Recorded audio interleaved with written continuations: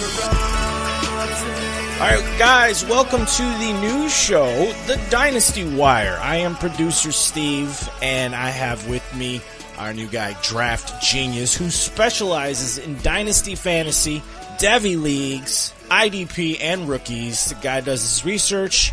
He's got Excel sheets. No, he really knows what he's talking about.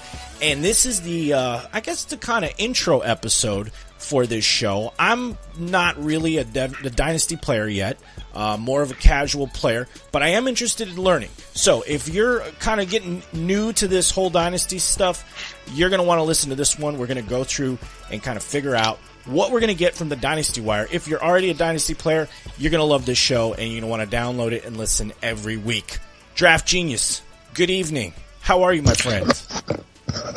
What's up, my man? I'm very excited to bring you into this wonderful community that we got here in the Dynasty industry. You know, this is a whole nother world you're walking into. It's kind of like you're opening the closet to Narnia, so welcome in. Dude, I feel like I've been reading magazines my whole life, and now you've like taken me into the Library of Congress and are about to drop knowledge on me that I do not understand. So you're going to have to hold my hand on this one. I'm going to ask you a lot of questions. I want to kind of figure out what sort of segments you're going to do and what segments those are going to be so that our audience can kind of know what to expect every week from the Dynasty Wire show, if that's good with you.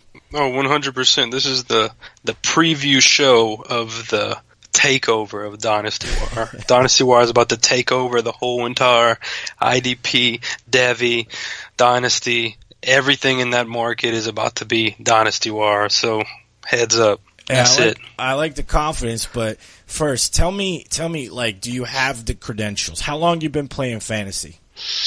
I've been playing fantasy in general since probably 14 years old.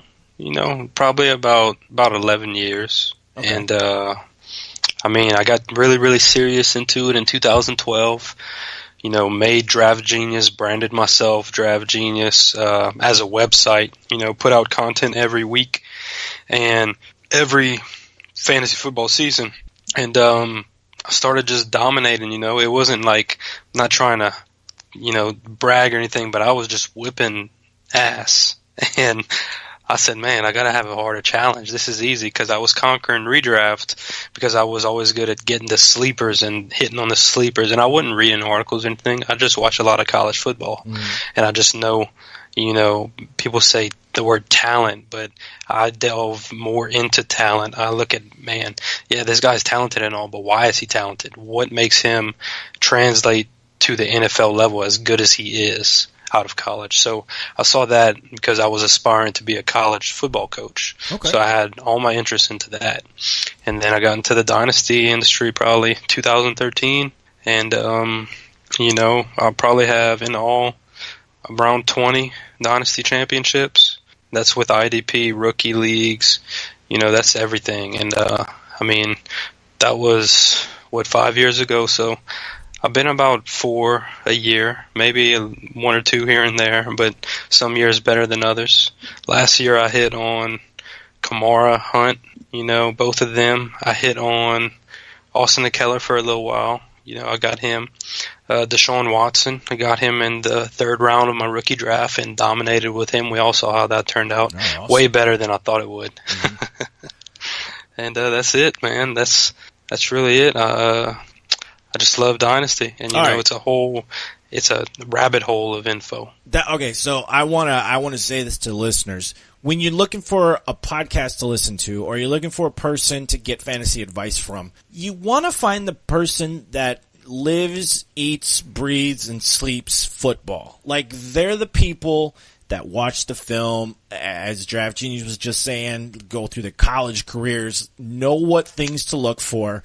So, you know, you having said that gives me a lot of confidence that you're going to be a good teacher in this new world for me. But the other thing that you just said really got my attention was that you were dominating your casual leagues and your redraft leagues, which is really what I am normally playing. I love fantasy football for the social aspect, but I still like to win. But, trash talk is my thing. I love playing with my friends and my family, but I love kicking their butts. So if you're telling me that listening to Dynasty, a Dynasty show, the DynastyWire, and getting this kind of information for that leagues that I can use it in my redraft leagues every year and get just that much better, now you got my interest. So let's jump right into this. So I guess one of the segments that every fantasy show does, and we're going to do it here on DynastyWire, is we're going to talk about news.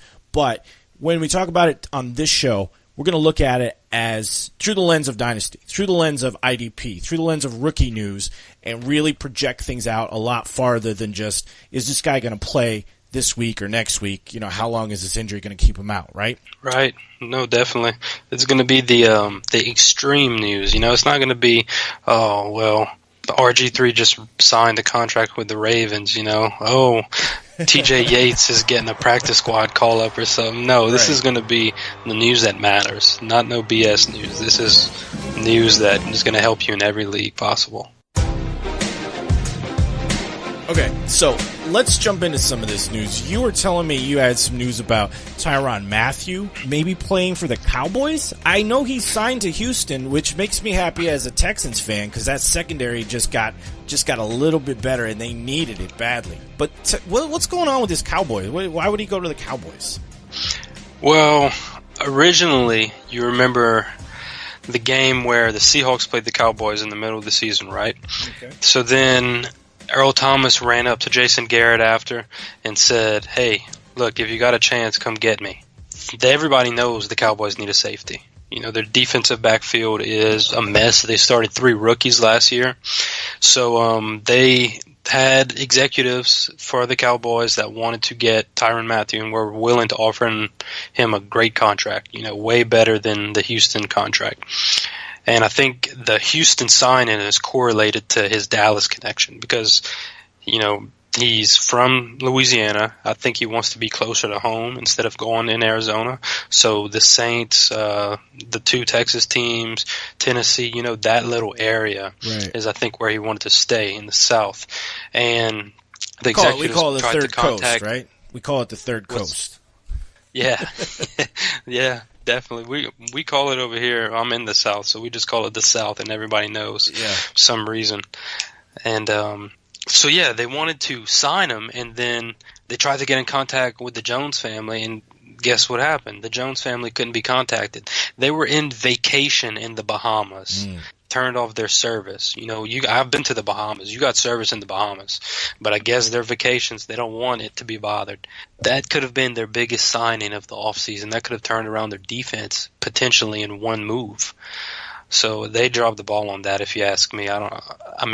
Look, you're a Texans fan. What you think about this addition to the Texans? I think it was a great addition, and you mentioned it. The contract that they signed him to for a 1-year deal, for the ability of this guy and the potential for him to be, and he's young too. So to try him out for a year at the price that they got him with what I think we've seen he can do. I love it for the Texans defense.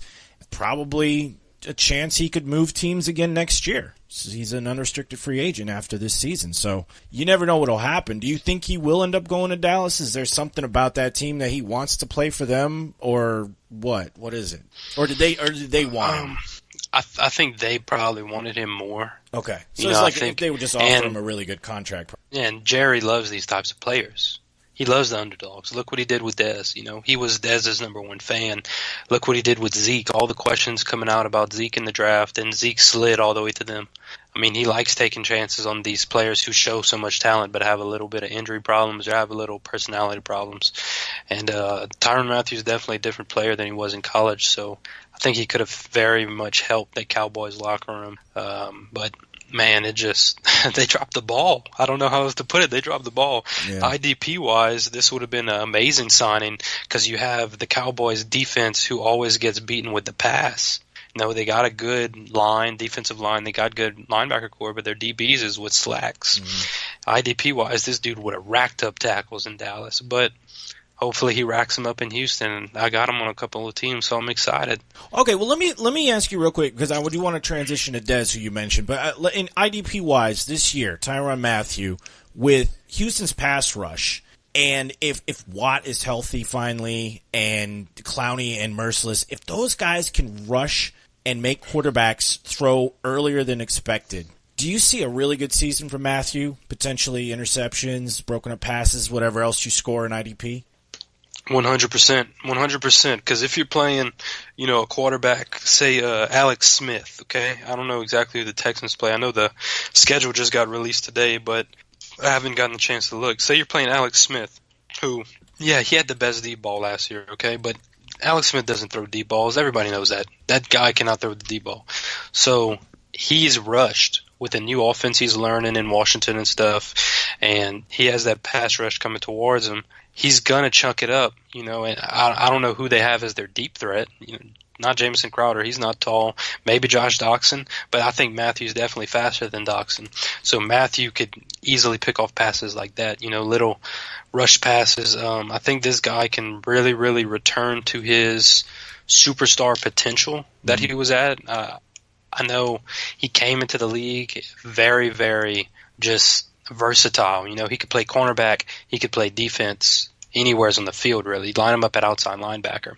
He played defensive back, free safety, strong safety, all throughout his NFL career. I mean, this guy has 11 picks in 5 years, which that's not too bad for a safety, and he hasn't played a full season until this past year. That's it. This past year was the only time he played a full season. Right. So that's saying a lot right there. And then, I mean, this dude, he doesn't rack up the tackles, but he makes hot plays. This guy is a hot playmaker, look back in 2015. The Cardinals just stuck him at free safety. That was it. He only played 14 games. He had 5 picks. 1 was a pick 6. He had a forced fumble, and people kept passing on him.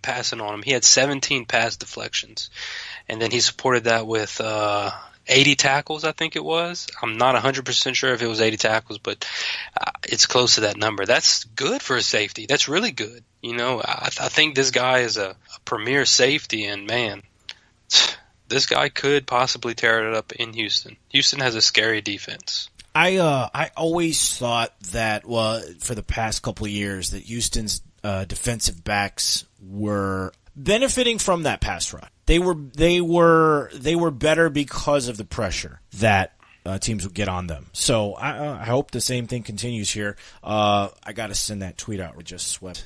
So, okay. Kenny Omega tweet is out. We follow a lot of sports here. I was just watching my local minor league hockey team sweep the first round of the playoffs here. So good for the Toledo Walleye. All right, I wanted to transition to Dez. You mentioned him. You mentioned the Cowboys. The news has been out for a week now or two. Dez no longer with the Cowboys. You said Jerry Jones likes to take chances on players.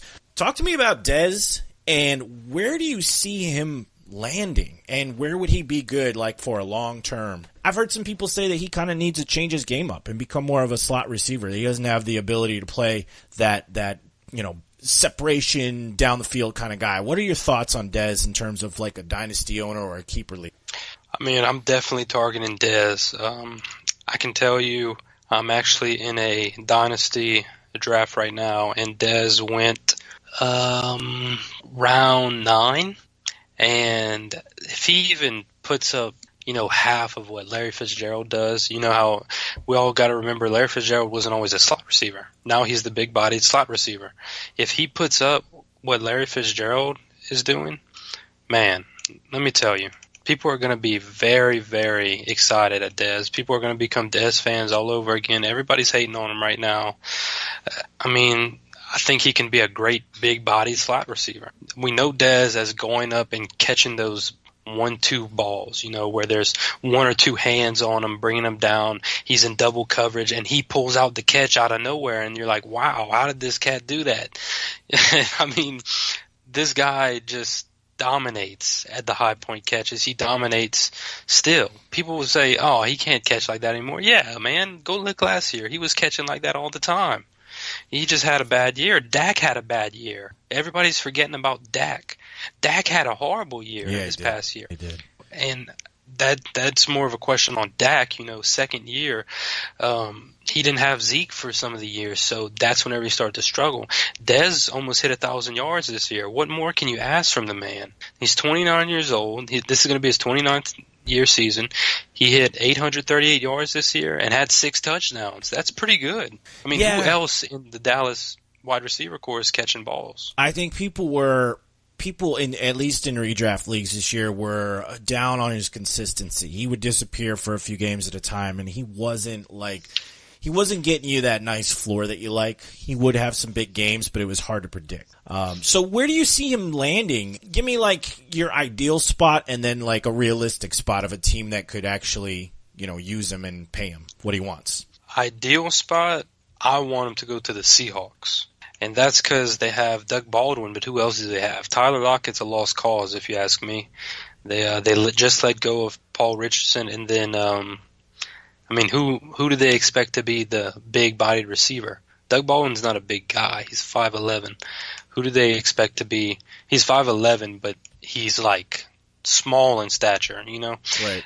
I don't know who they expect to be that big receiver. Amara Darbo? No, he's not going to be that. I can promise you that right now. I'd bet anything that I got that it's not going to be Darbo.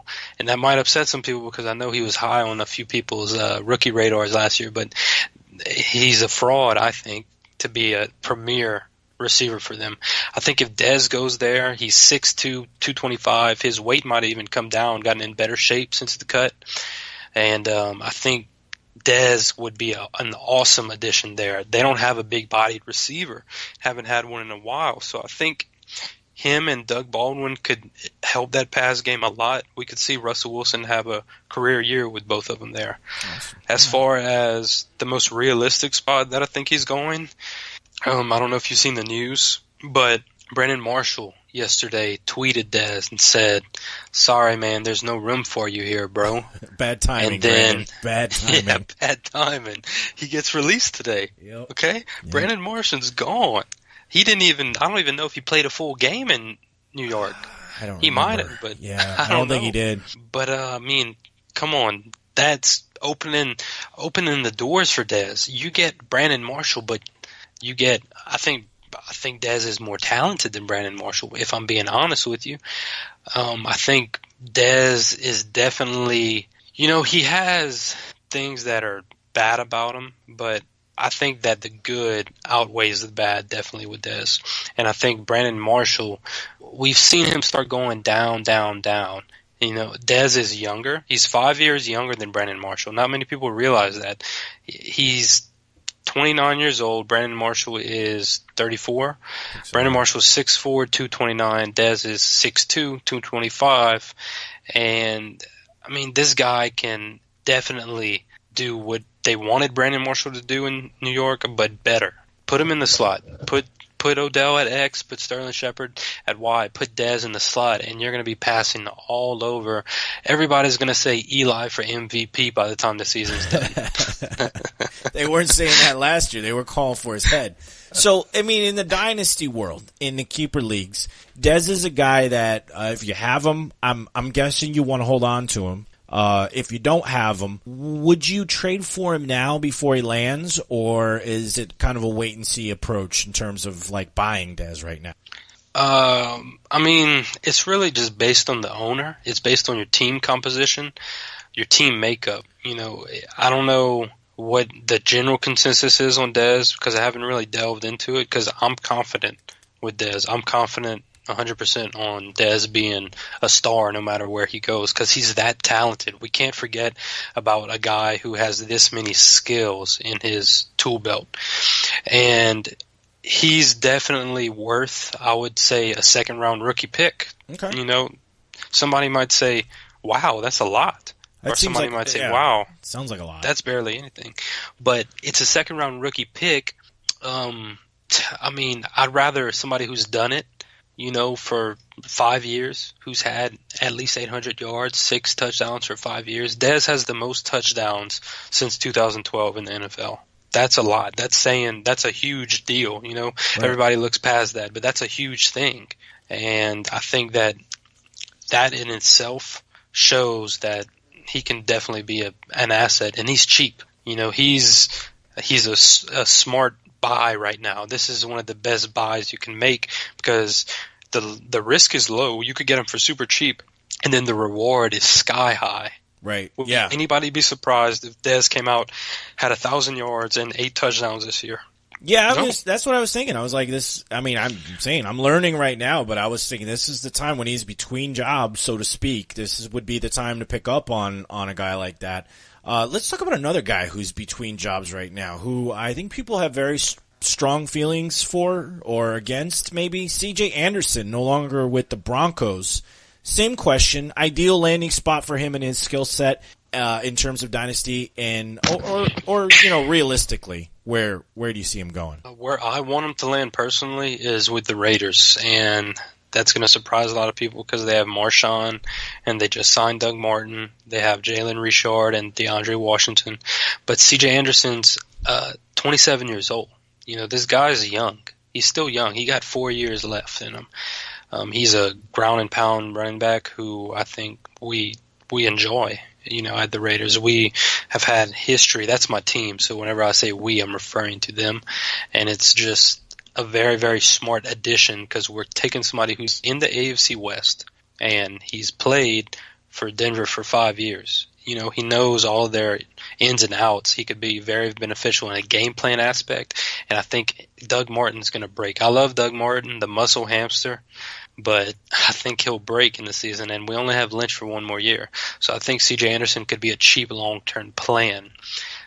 This is a dude who he came into the league, undrafted free agent. He carved himself out a role in 2014. Only started 7 games and ran for 849 yards and 8 touchdowns.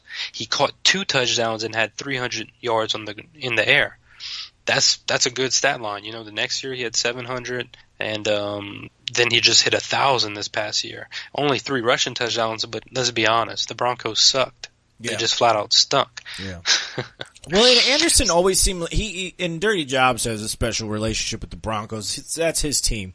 And he would always say last year, you don't draft C.J. Anderson. He's going to be fine. He's going to be good for a couple of games. Then he'll disappear. Then he'll show up at the end of the season. And that's almost exactly what he did. And he ended up on waivers on a lot of teams, a lot of leagues. And if you grabbed him at the end of the year, he won playoff or championship games.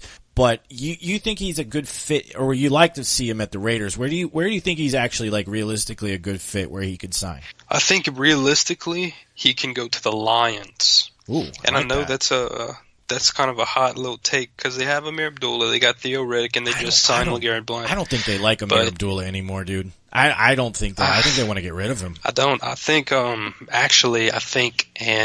I kind of know this based on what I've been hearing around the industry from just different executives, and I'm pretty sure, about 75% sure, Amir Abdullah is going to get traded on draft day or before draft day. Yeah.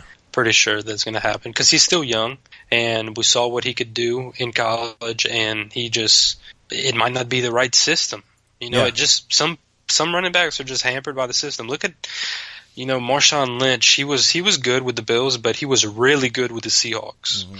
And I think that it could be a system thing with Amir Abdullah. You can't a person that has that much production in college, you can't just look away from that. Well, and I think a lot of it has to do too with the style of offense they're running. Like you're saying, a system. Like there were running backs, and I hate to bring up Houston, but there were running backs in Houston that really thrived on that zone blocking scheme that Gary Kubiak used to run. But then they go somewhere else and they just hit a wall. However that offensive line is blocking for you, if you fit that style, you're going to be successful.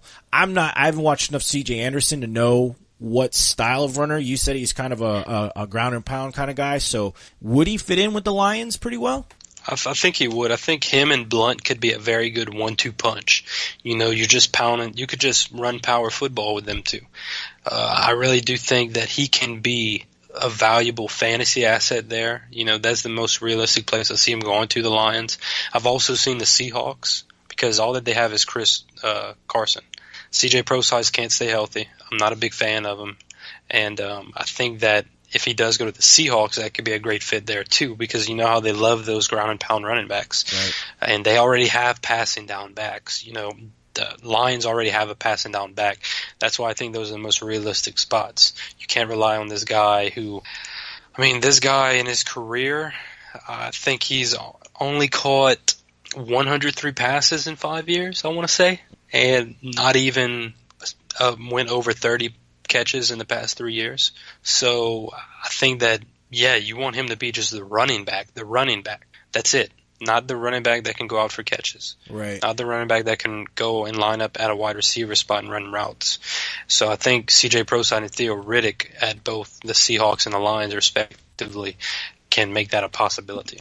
All right, and we talked about like a buy low for Dez. Same situation for Anderson, and you kind of gave me an idea of, you might throw a second round rookie draft pick for Dez. What kind of value do you put on C.J. Anderson in Dynasty right now?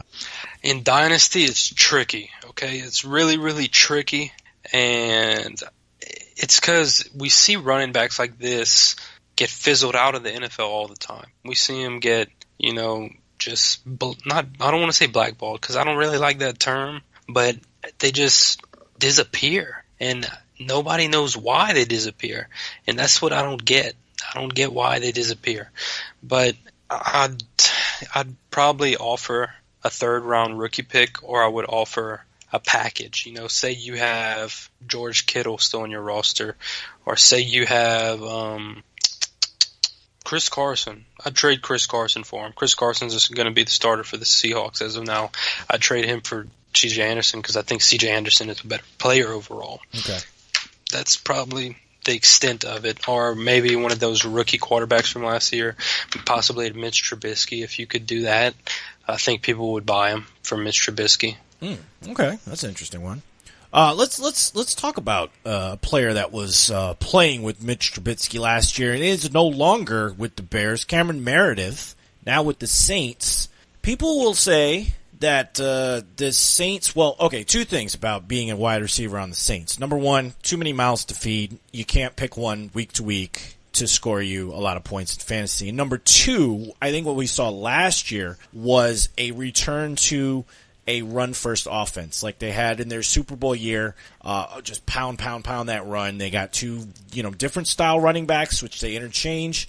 And I think that people are going to be scared of Saints wide receivers this year. What is your take on Cameron Meredith with the Saints long-term? And, is he a good value right now, somebody you're looking at in Dynasty and Keeper Leagues? You remember Marcus Colston? Absolutely. Cam Meredith is Marcus Colston. He's Colston, going to he was very consistent for me in fantasy years ago. Yep. All right. That's what Cam Meredith is. If you can get him, get him. I just took him in round 9 of this Dynasty draft, and I couldn't be happier. This is a guy who, do you know who Matt Barkley is? I'm guessing you do. The guy from USC. He made Matt Barkley fantasy relevant on the Bears in 2016. Matt Barkley was a top 5 quarterback for 2 weeks. Dude was throwing 300 yards a game whenever he was throwing to Cam Meredith. Cameron Meredith had a career year. He's only been in the NFL for 2 years. Yeah, he's only 25 years old right now, so he's a young guy. Yep, and he had almost 1,000 yards with the quarterback stable of Brian Hoyer, Cameron Meredith. Not Cameron Meredith, Matt Barkley, and I don't even know who the other guy was. He was probably a scrub. Yeah. But he had 4 touchdowns, 888 yards. That's really good. That's a good wide receiver. He's the wide receiver 2 on the Saints. That's good wide receiver 2 production, if not great. The other 2 people that they have there that he'll probably have to fend off, I guess you could say, which I don't even think he has to fend off them, is Brandon Coleman and Willie Snead. Willie Snead, I don't see him doing anything. The Saints showed and proved that they don't want to start Willie Snead. They don't want to play Willie Snead at all. Nobody wanted to sign Willie Snead, and the Saints are saying, well, we'll take you back, I guess. And then same with Brandon Coleman. They re-signed Brandon Coleman, but it wasn't a big deal at all, and nobody wanted Brandon Coleman either. So they said, okay, we'll just take them. And the Saints are doing what the Patriots do. You see the Patriots always take somebody that nobody wants. Yep. And then they turn them around and they make them great. Yep. The Saints have been doing that for the past few years. The Saints have been, I guess, out-patrioting the Patriots, if that makes sense. And I'm not saying Sean Payton's even close to Bill Belichick, but the way he is making these moves are proving that they're on the up and up. Look at what happened this past year. Nobody knew Alvin Kamara was going to blow up like this. I had him going to a few teams, but the number one team, his best fit was the Saints. I didn't think the Saints were smart enough to draft him at all. I had no idea they were going to do that. And they got by far the steal of the draft. He was the Rookie of the Year. So I think that the way that they develop talents like that, they can develop Cameron Meredith into a Marcus Colston type of fantasy asset. And if they keep him long-term, no matter what quarterback comes in after Breeze, is going to have two solid receivers. I mean, these are potentially top 15 guys every year. You know, the talent that they have. I mean, I don't know how else to put it, but Cam Meredith's going to take over New Orleans. All right, that's what I think is going to happen this year. So you see him slotting in right behind Michael Thomas in terms of depth chart, right? You said you got him 9th round in a dynasty draft. Is that's a steal? I'm guessing, right? Like that's a great value. I think it's a steal. Okay. But he's going a lot later than the 9th. I just don't want anybody to take him from me. That's how I am on him right now. Well, that's what I'm trying to get a feel for here. Like, what is the highest that you would reach for him? Is 9 the upper limit, or are we going like 8 or 7? Like, where do you think he falls? Because Michael Thomas, I'm guessing, is probably going by the 2nd or 3rd round for sure. I think, Michael Thomas definitely in a dynasty startup. He's going in sometimes the late 1st, but usually the 2nd round. Cam Meredith, I've seen go probably 11th round, 12th round. I'd probably take him in the 9 or 10, just me personally. I think that he can be a around 6 pick next year, around 5 pick next year possibly. Okay. So I feel like I got the best possible deal with him. My receivers in that league are Martavis Bryant, D.D. Westbrook, Jordy Nelson, Jamison Crowder, Amari, and Stephon Diggs. Very receiver heavy because you start 4 possibly. Okay. So that's the best thing I could have done. I think I couldn't be happier getting him where I got him. I'm very excited about his outlook, and I think he can be definitely a steal come regular season. All right, let me just sidetrack 1 second here, because when you're talking about Dynasty, I understand that you want to build for long term. It's not redraft. You're not trying to get the best players of that year. You're trying to not only get good players, but you're also trying to build up your team to be successful for a long time. So guys like Meredith fit into that plan, right? Is there a percentage that you go by, but is there any kind of guidance you can give new Dynasty players to say, like, you want this amount of veterans, this amount of middle career guys, this amount of rookies to kind of continually build? Like, is there a ratio that you go for? Not necessarily. The rule for me is 30 and you're done. And that means once a player turns 30 or they're 29, you trade them and get as much value as you can, because statistically players drop at the age of 30. And it's not all the cases. Like, I'll probably keep Dez on my teams until he's 32 maybe, if he's still in the league. Antonio Brown, I'm going to keep him until he retires or dies or whatever. That he's Jerry Rice 2.0. But I do think that there is a specific strategy, and I have something called the Trifecta strategy. Ooh. And that's a strategy that I created and, marketed a while back. And what you want to do is... Wait. Are you giving me the Trifecta right now? I mean... No. You asked for it. I'm going to give it to you. I want to make them wait. I love the idea, and the name of it is intriguing, but I want to make the listeners wait. So stay tuned for the rest of the show, guys. We're going to get into the Trifecta later, because that, I think, is very interesting. I want to stay on topic here with wide receivers. One more guy I want to ask you about in terms of rookie class this year, DJ Moore. I heard you like him. What do you like about him? And I do. For Dynasty, is he a really good pick or what? I think he's a great pick, but real quick, I want to announce some breaking news. Ooh, okay. This won't be breaking whenever you listen to this, but it's breaking right now. All right. I just got a video sent to me of Dez and Odell working out. And keep in mind, this is 10 p.m. at night.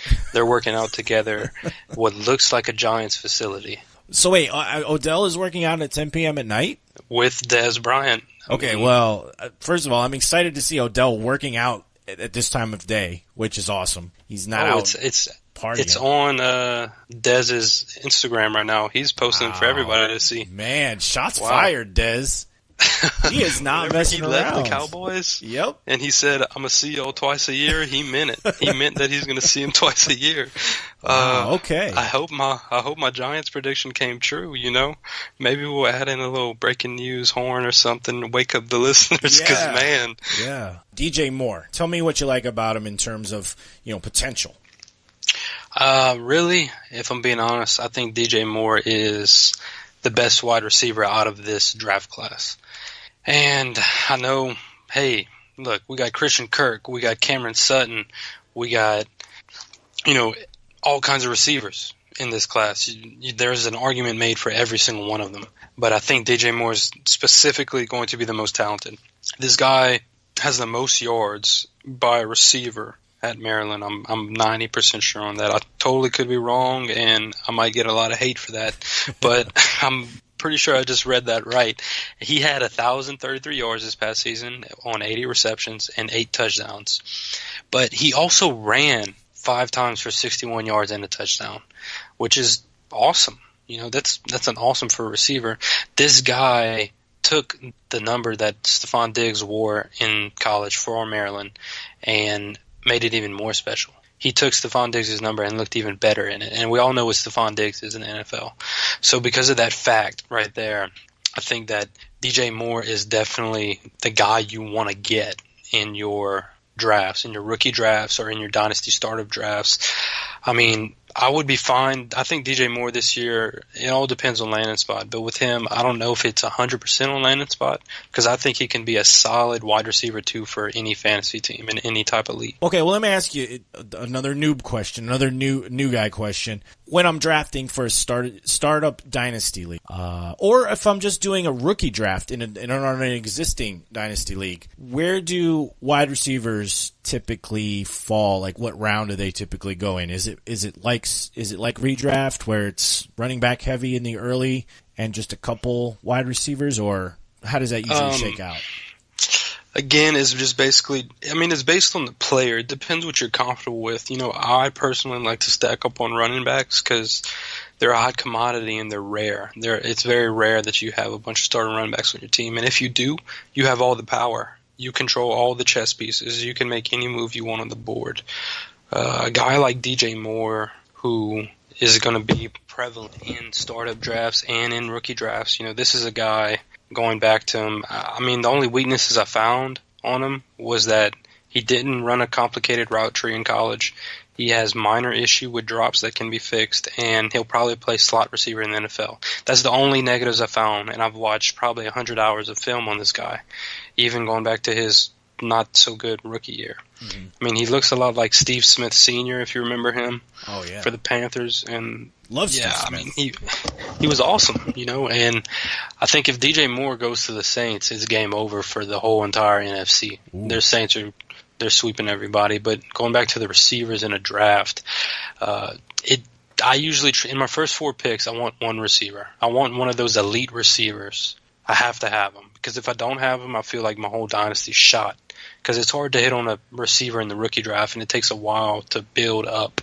Whereas running backs kind of go through the cycle every year. You always have 5 or 6 new starting running backs per year. Right. So I guess that leads me to believe that DJ Moore is you view him as a pretty safe wide receiver prospect, no matter where he lands. Like, he's got the skill set that you'd feel comfortable drafting him early because he's going to be a good player, rather than it really depends on where he lands, or maybe he's just a speed guy or just a certain type of player, right? Right, definitely. I think he can be a Stephon Diggs, and I'm willing to take a shot on those guys because those guys are usually home runs.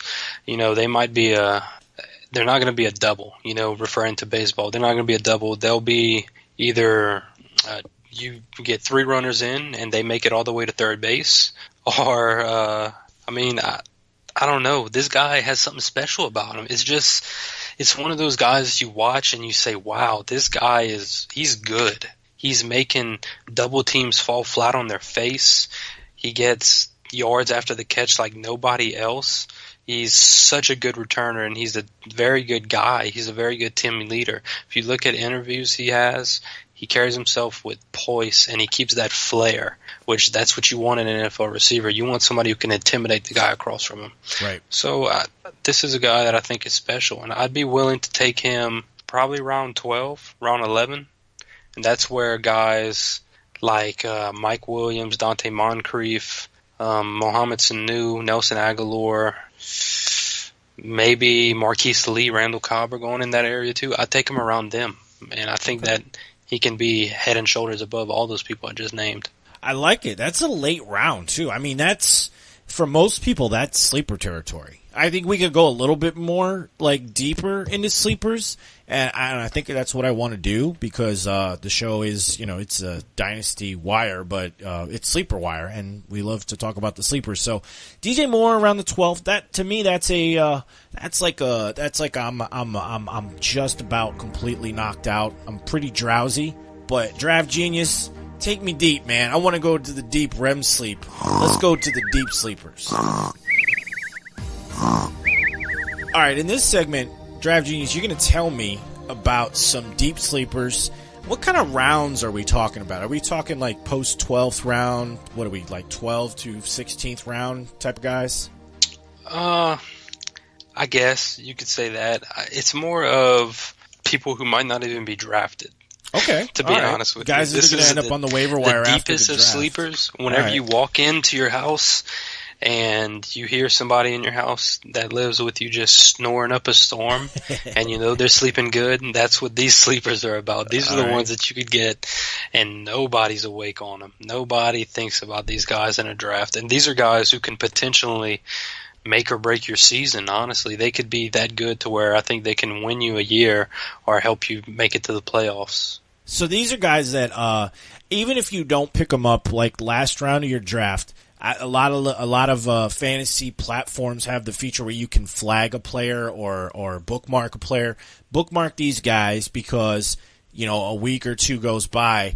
They might not start off strong, but what you're saying is they could become usable, very usable throughout the season. So those are those kind of guys. Maybe when I draft fantasy, I don't draft a defense or a kicker, even if it's required. I always use those spots for 2 extra players, and then I figure out what I'm going to do, make some trades, and then pick up a kicker and defense, before the first game. So if you do like me, these are some guys you might want to slot in.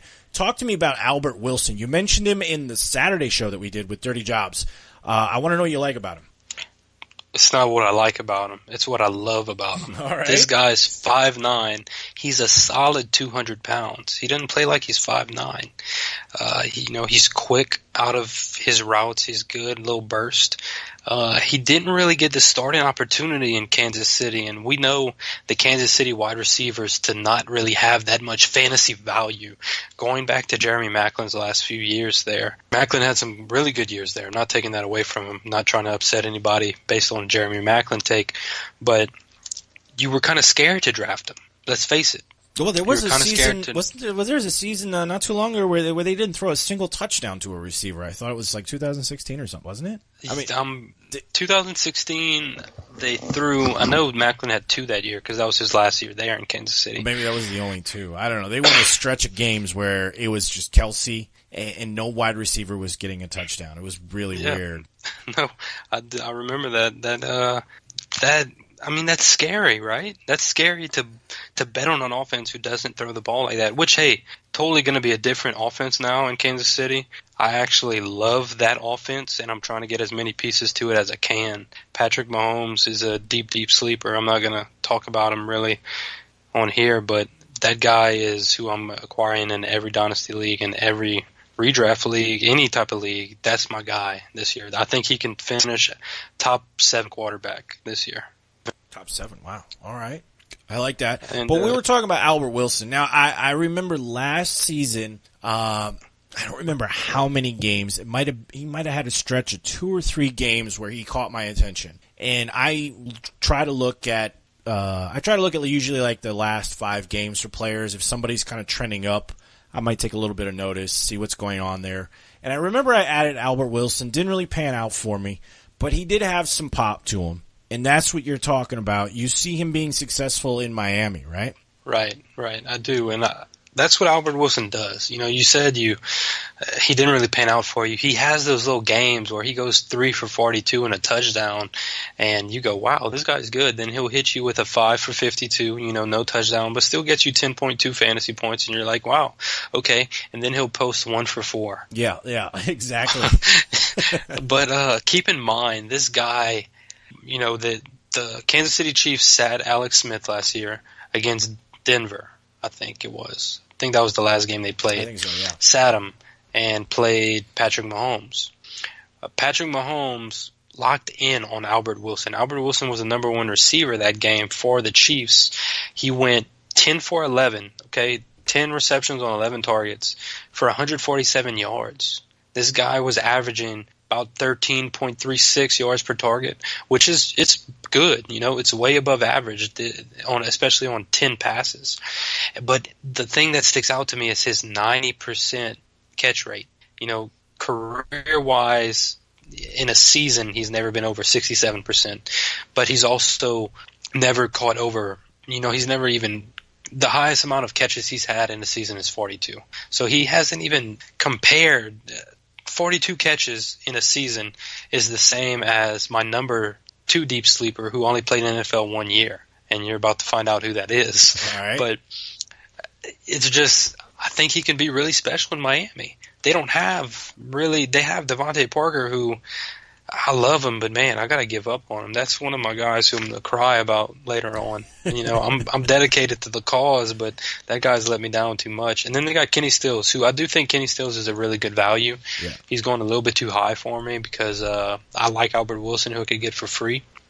And then they brought in Danny Amendola, who I don't think he'll be that big of a factor over there. Yeah. So I'm going with Albert Wilson, and he's probably going to be one of my sleepers of the year. I'm pretty sure he'll pan out, and I'm pretty sure you'll be lucky whenever you pick him up off the waiver wire for free because nobody's bidding on him. Nobody's going after him. Nobody even cares about him. He's an under-the-radar sign, and this guy was picked I don't even know where he was picked in the draft. I don't think he was even a high pick. This guy, he's somebody to watch. He's carved a role for himself.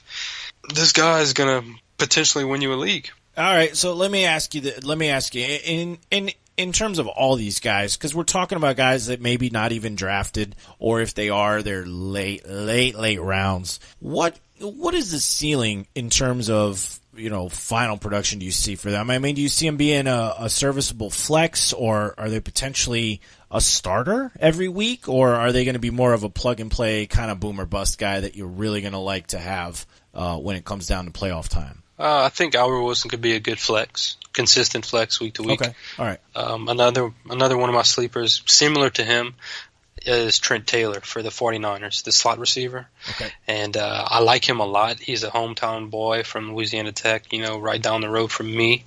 And he went to high school here, too, in Louisiana. You probably know his mama. You probably delivered papers to his parents' house or something crazy, right?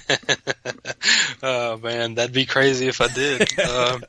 This guy averaged 10 yards per reception this year, caught 43 balls for 430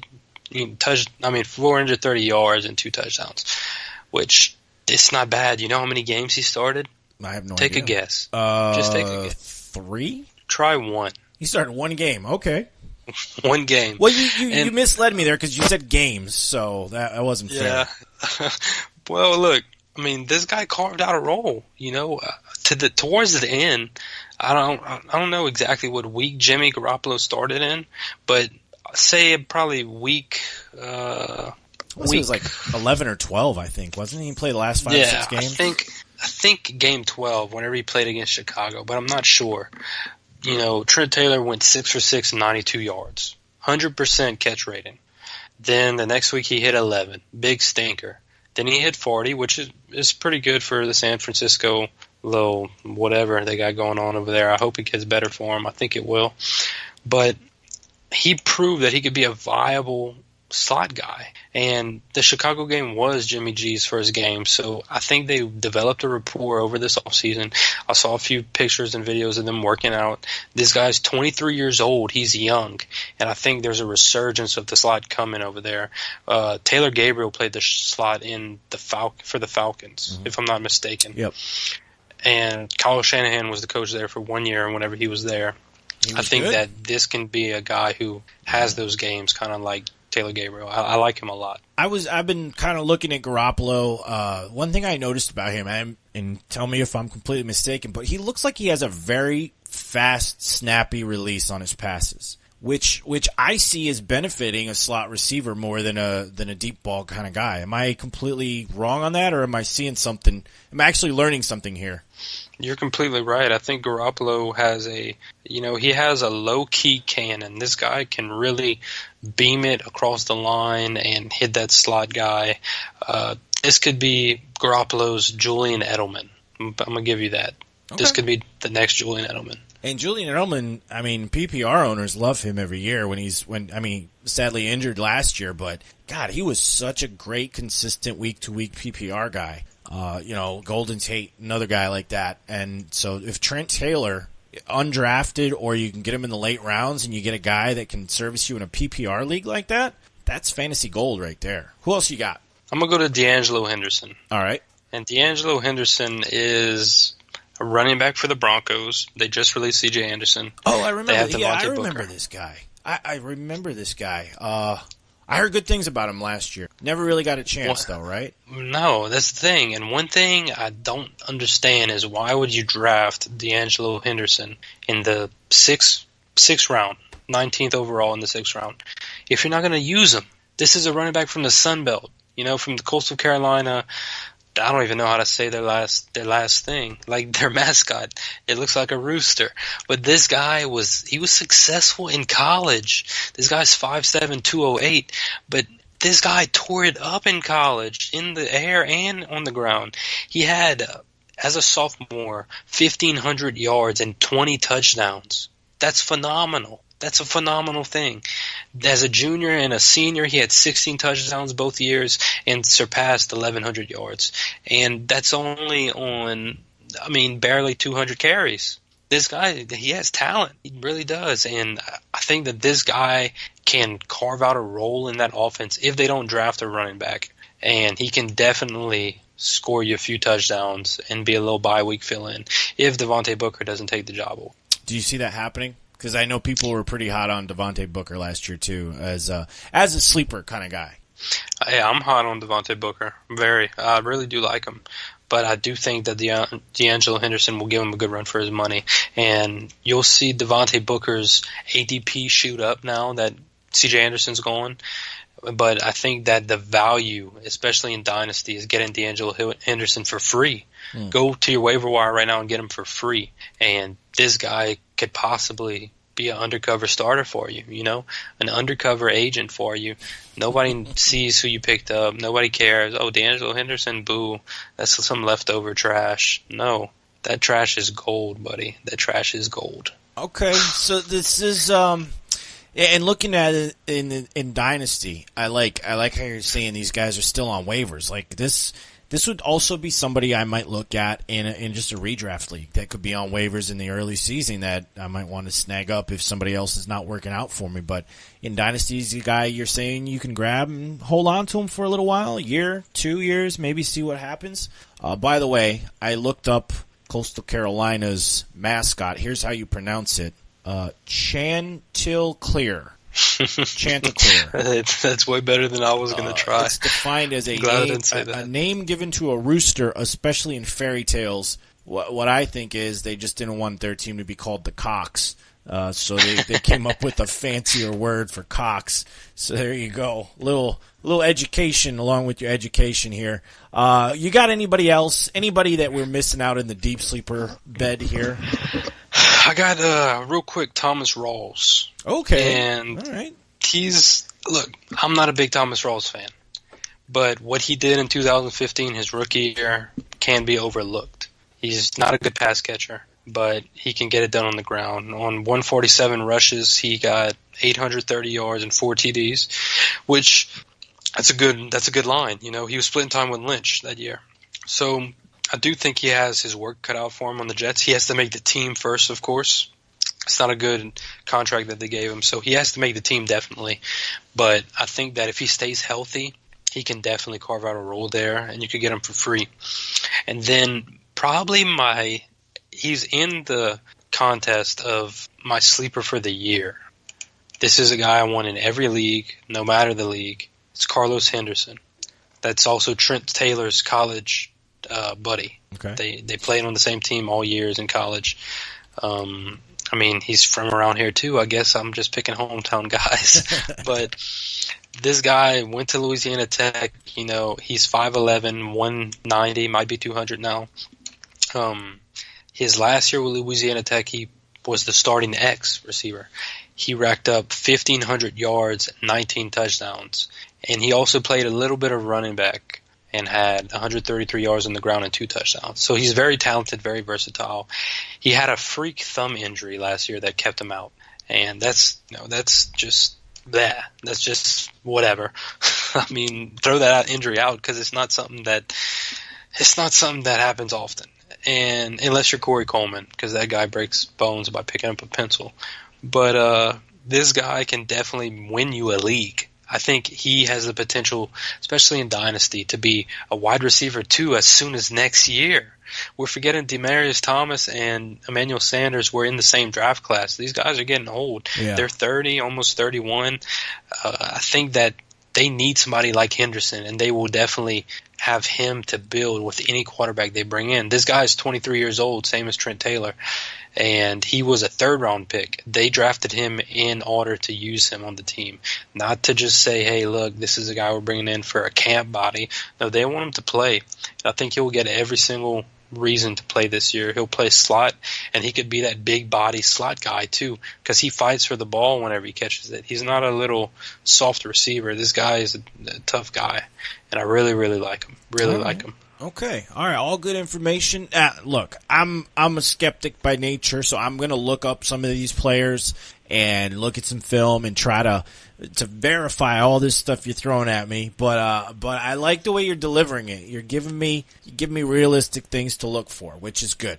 Let's switch gears a little bit. Let's talk about some sleepers in the IDP. Now, if you're new to this kind of stuff, IDP stands for individual defensive player.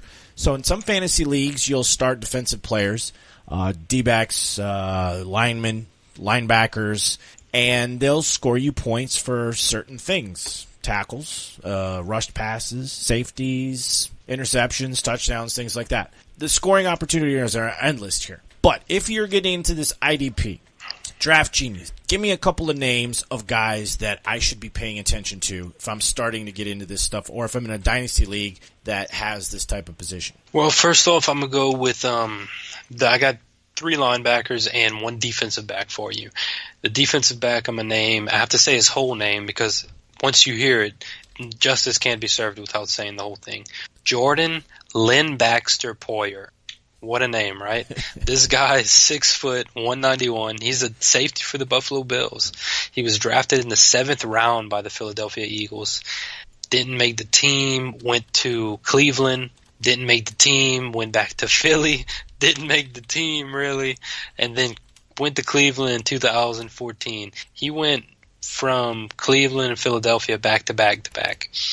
And then he played and did a little bit of work with Cleveland, but then he got the start for the Buffalo Bills and got signed to a decent contract. It wasn't too bad. He broke out this year. This was his breakout year. He had 5 picks, 13 pass defenses, a pick 6, fumble recovery, 2 sacks as a safety, 2 sacks, 63 tackles. This guy was definitely the best value that you could have got this past year.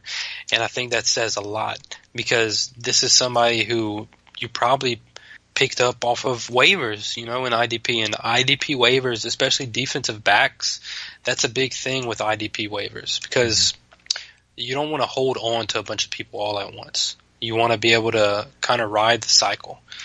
And what I usually do is I get a bunch of linebackers, and then I get my defensive linemen, and then defensive backs, but I only draft probably one, and I just play the little, what you call it, I play the waivers. Okay. Like the matchups, we just week to week call matchups? it as free agency. Yeah, right. Yeah. week to week, that's it.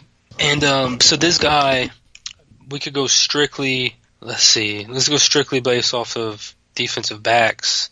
This guy was, I want to say he was the 5th best defensive back. I want to say, yeah. 5th best defensive back. And, I mean, he's a diamond in the rough. This guy's still going late in drafts. I got him in the last round of an IDP draft that I did recently. People are really, really just not understanding the whole entire concept of this. You want to get people for value. You don't want to reach for somebody. You don't want to reach for one of these other clowns that are playing defensive back. You want to get this guy because he's a perfect value. He's done it last year. He broke out last year. Let's not forget that. So this is definitely somebody to watch. Jordan Poyer. You want him on your team. Give me his whole name again. I need his whole name. Jordan Lynn Baxter Poyer. Who'd they call the law firm a couple years ago? Ben Jarvis Green Ellis. They used to call him a law firm. Yeah. This guy's the new law firm. Jordan Lynn Baxter. What is it? I'm writing this down. Right? Jordan Lynn Baxter Poyer. Poyer. Okay. To represent me if I ever get hit by an 18-wheeler. Okay. Give me some more guys, because this is interesting to me. I played in a SleeperBot league last year for the first time. I had defensive players, no idea what I was doing. I just went for names. I did okay. I ended up winning the league, but it wasn't because of my defensive players, because I really didn't follow them. But you're saying I can get guys late in rounds for defensive players, and you're giving me some names here. So more IDP sleepers. I need more. So this next guy was a rookie last year. He didn't even start coming out. He's Zach Cunningham. And many thought that he would start right away, but he had Brian Cushing in front of him. He got drafted to the Houston Texans. And Brian Cushing got suspended, and Cunningham stepped up and filled in for his role and recorded 90 tackles in his rookie year. And that wasn't even starting for the whole year. Brian Cushing got released. So Cunningham is probably going to be the focal point of the Texans linebacker core. And he has great coverage skills. He's a great complement to Bernardrick McKinney's pass rushing ability. And if Watt is healthy with Clowney on the other side, they're going to be forcing those little passes like we talked about with Tyrann Mathieu. I think this guy can get a good little bit of picks. He can definitely surpass 90 tackles this year and be an IDP steal. Let me ask you real quick, just as a sidetrack, what do you get the most points for in IDP? It's all dependent on your league scoring. Some people put tackles as the most points. Some people put sacks, pick sixes. Touchdowns always give you the most points. Okay. But when picking an IDP player, you want to look at schedule, because you want somebody who has a decent schedule against. I usually target teams once the schedule comes out who I know is drafting a rookie quarterback. I target players who play teams with rookie quarterbacks the most, because those are the most prone to mistakes. We all know that. Okay, yeah. So that's usually what I do. You want to capitalize on rookie quarterbacks. I'm guessing you want to look for injured offensive line teams with injured offensive linemen, definitely injured star players where they're going to be playing a second or third string guy. So I see that you're really streaming these players based on week to week matchups, which is a whole new strategy. I kind of like that. I might be into this. You got any other sleeper names for me for IDP? I got two more, but I'm just going to name Tahir Whitehead. That's somebody you want to pick up. Not going to go too deep into that. He had a good year last year, probably a breakout year, some would say, and he's going to be the main linebacker for the Oakland Raiders. And then I'm going to go on to the best one yet, because he's my sleeper of the year in Dynasty and in IDP, and he's Anthony Hitchens. And this guy played for the Cowboys last year. I don't know if anybody remembers him, but he had a decent season, okay? It wasn't nothing crazy. His rookie year, he had 66 tackles and 1 pick. He played in 11 games. This past year, he started 12 games and he had 55 tackles. What people don't understand is this guy is on the Kansas City Chiefs now. Ooh. Kansas City Chiefs just released Derek Johnson this free agency, which means Anthony Hitchens is going to start. They have Reggie Ragland there, so they have a young linebacker core. Anthony Hitchens can definitely grow with this linebacker core. He's very versatile. He's good in coverage. I mean, this guy's he's the linebacker you want. If I'm drafting a team, I'm gonna draft him. This is the guy I want to start for a real NFL team and my fantasy team. I like him a lot, and I think he has great potential, especially in that defense this year. They're going to be in tighter games because they have a rookie quarterback, and they're transitioning on offense. So they're going to be in tighter games. Their defense is going to be on the field more, and that's going to lead him to having more opportunities to rack up stats. All right, he is. He's only This is only fifth year in the league, so relatively young guy still. He's only 25. Yeah. Yep, 25, and I mean, this is a 6'2", 240 guy. It's a big dude. Yeah, he's right in there like the sweet spot of linebacker in terms of physical metrics and stuff. So, and he's from Lorain, Ohio. Cool, not too far from where I live actually. So, without giving up too much information, I did not deliver papers to his family, but I do know where Lorain is. It's over by Cleveland. Okay. All right, well, this has been really interesting. I've been taking notes. Guys, if you're listening and you've been taking notes too, we're going to get into something special. I told him to wait. I wanted to hear about the Trifecta strategy, and we're going to hear about it right after this short break, right here on the DynastyWire show on the SleeperWire Network. If your work league is a cakewalk and you're a 3-time champ in your friends and family league, why not grow a set and take on some real competition? The SleeperWire Pro-Am is the next big challenge for you so-called fantasy experts. The Pro-Am pits fantasy industry professionals like the Fantasy Football Fellas, Eat Sleep Fantasy Podcast, Marcus Grant from the NFL, and Roto expert Jake Seeley against you, the listener. Guaranteed to be one of the most fun, active, and competitive leagues you'll ever be in. Here's how to get into the Pro-Am. Visit SleeperWire.com/Pro-Am. Read about our cause and make a donation to our charity's GoFundMe to help our friend Rob overcome chronic Lyme disease. For every $10 denomination you donate, you'll get one entry into a raffle to become a listener manager. So, donate $30, get 3 chances. Just make sure to fill out the form on the webpage so we can keep track of your entries. We'll do the drawing closer to the season start and get you in a league that you will love against your favorite experts and fellow SleeperWire fans. Visit SleeperWire.com/Pro-Am today. This is Sean Merriman, and you're listening to the SleeperWire Show. All right, you are listening to DynastyWire, a new offering from the SleeperWire Show. It's a show about Dynasty fantasy football. We talk IDP, we talk Dynasty, we talk keepers, we talk rookies, and we do it every week here with DraftGenius, the host of the show. I'm producer Steve. I'm kind of sitting in as host today because I wanted to know what this show is about. I wanted to know about the segments. I wanted to ask DraftGenius what he actually is going to be talking about this show, making sure he's not just talking about, his favorite foods and, what music he likes. But so far he has educated me on some sleepers, some deep sleepers, some IDP sleepers. We talked about the recent news, and we had mentioned in the previous segment the Trifecta strategy. Now, I am a fan of the ponies. I love to go to the horse races. The Trifecta is a form of betting in the horse races, but you've got a strategy for drafting and roster composition in Dynasty called the Trifecta strategy. Enlighten me, sir. Tell me about this. Well, the Trifecta strategy goes back to what you asked about at the beginning of the show. It's basically, you asked, how do I want to compose a team? How do I keep it going? You use the Trifecta strategy, and that means you have 5 rookie picks every year. Okay, what you would normally do is keep all 5, or you try to stack up, whatever. What I do is I make sure I have as many first and second rounds possible, and I try to get 3 in the first and second rounds. I do this to where I can get one of those elite running backs, one of those top wide receivers, and one of those top quarterbacks.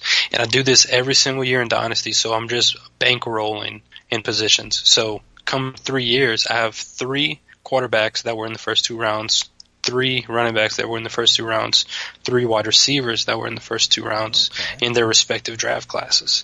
And I do this, and it helps me build. Like I got last year, Kareem Hunt, Alvin Kamara, and Tariq Cohen I got Tariq Cohen in the third round. Alvin Kamara was in the first, and Kareem Hunt was in the second. And I got 3 running backs right there. So this year, I'm not going to attack running backs as heavy in this draft. I might get a quarterback and 2 wide receivers. Okay. But I always take it in threes. I want 3 rookies from those first 20 guys taken, because those are the best. Those are the people with the most upside. After 20, it's a crapshoot. Right. So I use that in the Dynasty startups. But then in Dynasty itself, see, the trifecta strategy is a conundrum in itself. It's 3, it's the trifecta, and it's more of trifecta bets. You're betting on these rookies to hit, but also it has 3 parts. So the trifecta means 3 positions, 3 players, but also 3 parts. And the second part is Dynasty as a whole. You want to be able to have 3 starters for every single position. It's 3 locked-in starters. Okay, you want this to be a very, very hard decision. You want 3 elite wide receivers, 3 elite running backs, and 3 elite quarterbacks. And why do you want this? And I'm not talking about you got 3 elite running backs, so you start 2 of the elite. No, I want 3 elite running backs that I can start at my RB1, and then 3 that I can start at my RB2. Now, it's hard to build up like that. You're not going to have it instantly, but that's why the trifecta strategy also takes 3 years to get into. You see, the threes. Yeah. And that's going to be the most beneficial strategy you can use in Dynasty. It's trifecta. So once you get it rolling after 3 years, you keep doing it over and over, and it kind of feeds on itself and builds on itself. Is that what you're saying? What you do, usually, if you have, we always hear about the third-year breakouts. Right. As rookies, third-year breakouts on the third year. What I do usually is, since I have 3 guys, 3 wide receivers, or 3 running backs, or 3 running backs and wide receivers, and a quarterback, in their third year, one of them is bound to break out. What I do, if I have another guy break out of the same position, say in two years, Kareem Hunt and Tariq Cohen break out have even more than they've done ever before, I'm selling one of them that third year, because I know that it's probably not going up. It's probably staying steady, or it's going down, and I'm selling as high as I can on that year. And then I just keep repeating the process. So then you could even do this in IDP leagues. What I do is the trifecta IDP strategy is basically I look at the points, and you have 3 positions that you can start in IDP, and that's it. D-line, linebacker, and defensive back. I usually get 1 elite at each position. I make sure I have 1 elite from each position. I have Jordan Poyer, Luke Kuechly, and DeMarcus Lawrence in the league, and those who by far are some of the best values at their positions. And then that's all I do. That's it. I might be starting 2 DBs, 2 defensive linemen, and 2 linebackers, but I'm going to get those at the end of the draft or from waivers. Because if you have the most elite or a top 5 guy at 2 positions, his production will make up for 2 other positions. So I use that as an IDP strategy. I also use the trifecta to where I'll just go linebacker heavy and get 3 of the top linebackers, and I'll just stream. That's all I'll do, and not worry about too much about D-backs or defensive line. I'll just stream those from free agency and have my core of linebackers in IDP. You ever been in a college class, listeners, and the professor is just in his zone, and he's just giving you secrets of the universe, and your head is just spinning, and you're like, God, I hope this PowerPoint is on the website, because I am not figuring this out as he's saying it. That's what I'm feeling right now. Brother, I'm going to need you to write this down for me. I'm going to have to go back and listen to that explanation again. I got most of it, but there's a lot of moving pieces, and it's definitely something that I think you should write down, or maybe we can come up with a little flow chart or diagram or something that we can offer to the listeners, because I think this is really a cool. I mean, like, this whole world of Dynasty and fantasy to me feels like almost like you're investing. It's like playing the stock market, kind of. And you're trying to mitigate risk in some places, but you're taking bigger risks in other places, and you're planning for the future, and you're seeing where you can invest picks. And I don't know, there's a lot of excitement to it, a lot of energy in it. I thought it was going to be all like stats and nerdy stuff, but I'm rubbing my hands. You can hear me. I'm rubbing my hands right now because I'm getting excited about this. And I'm sorry if this is coming off like an infomercial because I know I'm kind of asking a lot of questions, but I'm interested in learning this stuff, and I hope the listeners are enjoying the stuff you're giving them because this is going to be a weekly show, guys. If we can keep up with it, and I'm sure there's enough content, DynastyWire is going to be coming to you every week. We're going to try to do some live shows too. So we're just kind of going through the segments here, kind of working out the kinks, seeing where we're going to go every week, what we can do. DraftGenius, you had a segment you wanted to do called Smart Theft. So let's get into that. This week's Smart Theft. It's a robbery. Call the police for me. Basically, a rundown of what Smart Theft is the smartest move you can make per week. And it's just a suggestion move. You know, I don't know everybody's roster, so I can't really hit the nail on the head instantly, but I can give you something in general that's going to help more than half of the Dynasty community. My Smart Theft is basically you committing theft, but you're doing it to where the other person's thinking they're outsmarting you. They're like, wow, okay. no way. All right. But you're like, I'm sneaky. So this is the Smart Theft of the week, and my guy is Alex Collins.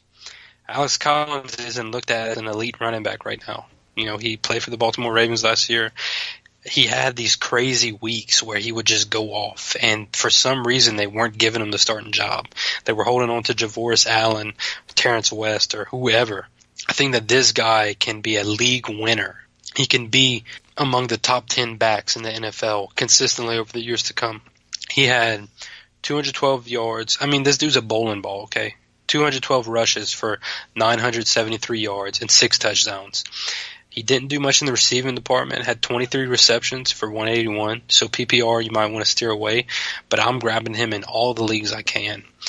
I think this guy's ADP, last time I checked, was in the 7th round, which if I'm getting my RB2 in the 7th round, excuse me, sir, but I just won the league. Can you give me my trophy now? I'll take it now if you want to give it to me, because that's the steal of the draft. 7th round all day.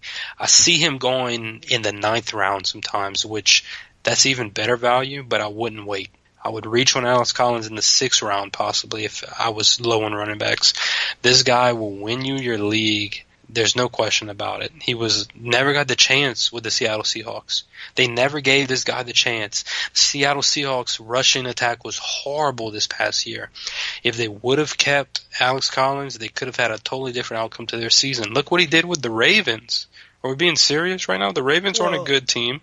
Yeah, but you say there's no question you're going to win your league, but here's the big question. Why has he not been given the chance? You say he's got all the skills, he can do it, but the Seahawks didn't give it to him. The Ravens didn't give it to him. I don't know what kind of coaching decisions they're making or why they're making them, so there's got to be some sort of reason. But where do you get the confidence that the choice is going to be made this year? Let's let him do it. Like, let's forget about Dixon. Let's forget about West. Let's forget about all these other guys we have, and let's let Alex Collins do it. That's a very good question, and that's what they pay me the big bucks for over here.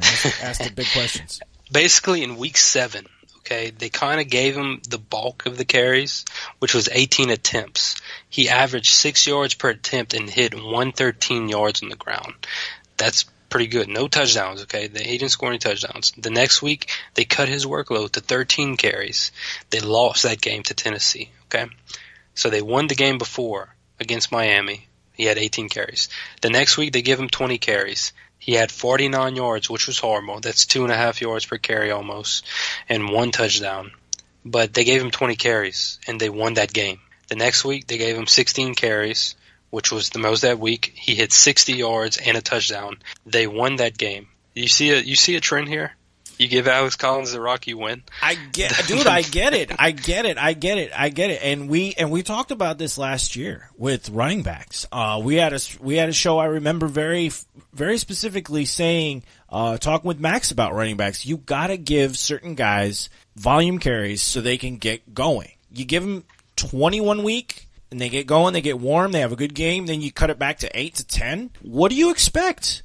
the guy takes a few carries to get into the groove of the game and start to do what he can do. So, I mean, that's always the question for me. It's like, why we see this stuff, as fans and as viewers of the game, but we always wonder why the coaching decisions are made. So that's always my thing. It's like, I get why you're high on him and stuff. I just really hope he gets the chance to get those 20 carries a game so we can see that again. Well, definitely. I definitely agree with you there. And in perspective, Alex Collins is 5-3 when carrying the ball 15 times or more. That's what the Ravens are, 5-3. They lost 2 of their last 4, which kind of hurt them on that little trend.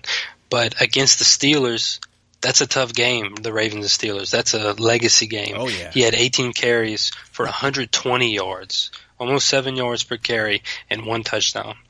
And he had 46 yards in the air as a receiver. So I think that this guy can definitely be a league winner. I mean, you give me 78 yards and a touchdown each week, I'll take it. That's running back 1 numbers sometimes.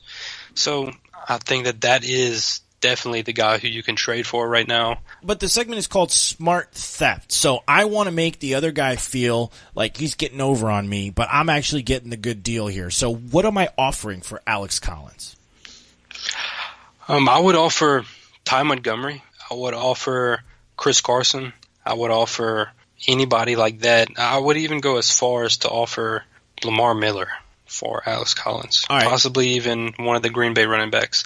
But as a pick, if I'm going after a pick, I mean, I'm going to offer a second-round pick. I'll offer a late first-round pick for Alex Collins. Wow. Okay. I would offer the 10th overall pick or lower in a rookie draft for Alex Collins. Somebody would definitely bite on that. Let me get a little bit deeper into it, because the art of the deal is a lot. You got to sell it, right? You got to sell it. So you just told me all this wonderful stuff about Alex Collins. What am I telling to the guy I'm buying Alex Collins from? What do I tell him to get him to sell? You just say, hey, look, I think I need running back depth, and you look like you're not really using Alex Collins. I could use him, I guess, and I'll give you a good offer. And he'll go, well, what's your offer? I'll say, I'm going to give you my second-round pick. How does that sound? And wow, what? This guy might not even be the starter, and you're giving me a second-round pick for him? People overvalue rookie picks all the time. That's the name of the game. If you figure out the value of your rookie picks, you won your league already, because you can pull one over quick on somebody else or whatever, and that's the whole entire reason he's the smart theft, because he's the best trade target possible right now. He could be a Devontae Freeman kind of running back right now. So I think that he's definitely the best buy right now. And if somebody's giving you a hard time for him, just say, look, I like Alex Collins. I just like him. Tell him you're an SEC fan. You like Arkansas players or something. Yeah. You basically just have to have a conversation with them, and whenever they see you add a second-round pick or the 112, they'll say, oh my gosh, he's giving me a rookie first-round pick. I'm going to take this. This is going to be a steal. Yeah. But no, you're the smart thief, not him.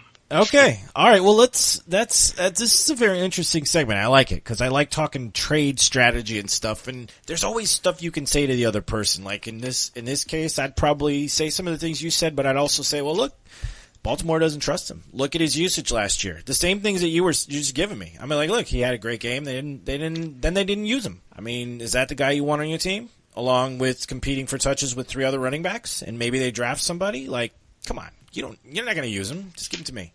This show we're going to focus on that in terms of the long term, the big picture, the dynasty stuff, trading. But let's talk about rookies. All right, so I'm going to give you a couple of rookies for dynasty.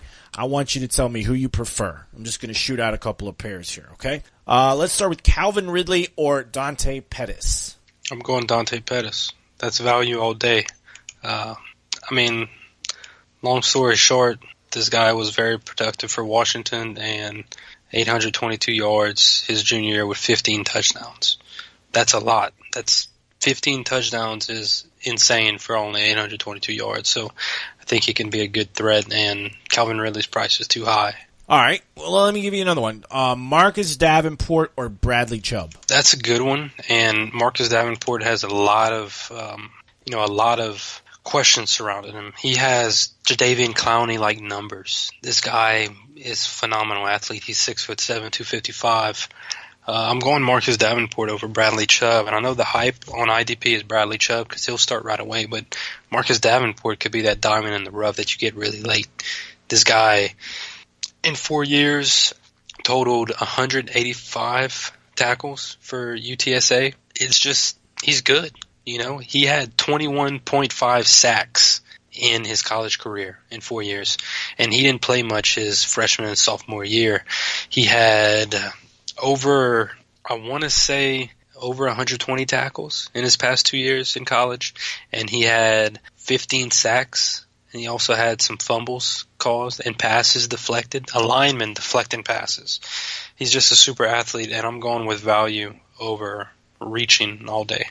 Okay. All right. Just out of curiosity, where do you see Chubb going in the draft this year? Bradley Chubb? Yeah.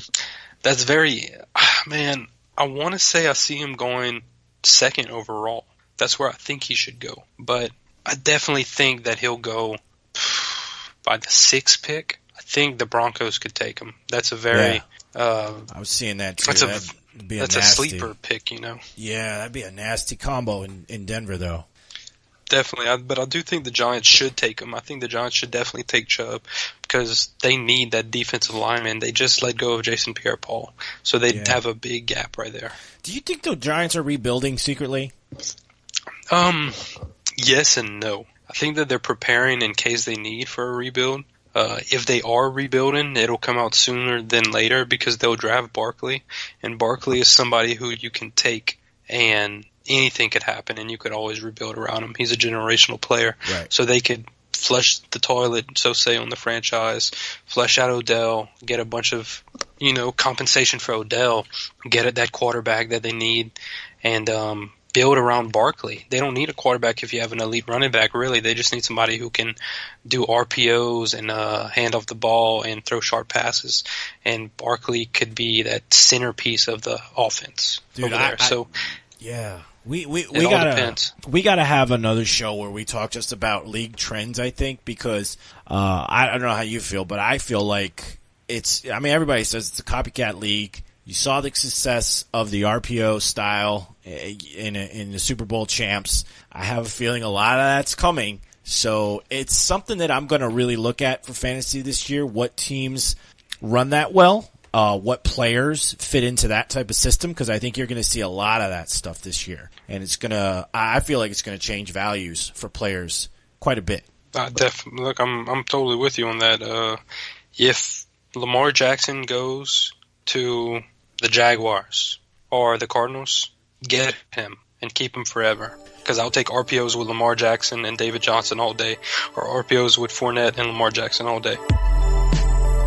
All right, my man, you have been giving some, I want to say hot takes, but I don't really want to call them hot takes because you do your research. I mean, you can tell by the way you talk about these players. You've certainly looked deep into their careers in college and pros, when they're pros. Watch the tape. You look at the system they're in. So I don't want to say you're giving me a bold prediction here, but I do want a bold prediction from you. I want to make this a regular part of your show. We close the show off every week. DraftGenius, hit me with the bold prediction. Trey Quinn is Cooper Kupp 2.0. Hey, heard it here first, folks. You have to tune in next week to find out why. We hit you with the cliffhanger. Didn't see it coming. All right, I am producer Steve. This has been DraftGenius. His name is John Michael. You can find him on Twitter at LADraftGenius. You can find him on SleeperBot at LADraftGenius. And you can follow us on the SleeperWire channel on the SleeperBot app. You can also join our Facebook group. Just search for the SleeperWire Fantasy Football Club. And you can find me on SleeperBot if you want to bust my chops about all the stuff I said on the show at SWSteve. Or just go to SleeperWire.com. You'll find our podcast, our rankings. We're going to have a new page of Dynasty stuff up there for you. And you can always make sure you do a donation to our cause to help our friend Rob overcome chronic Lyme disease. Make a donation. If you do $10 denominations, you get a chance to enter a raffle to become a manager of our SleeperWire Pro-Am. You probably heard the promo in the show. And with that, it's getting late here. LA Draft Genius, or Draft Genius, however you like to be called. It's been fun, man. You taught me a lot. Thanks for being on the show.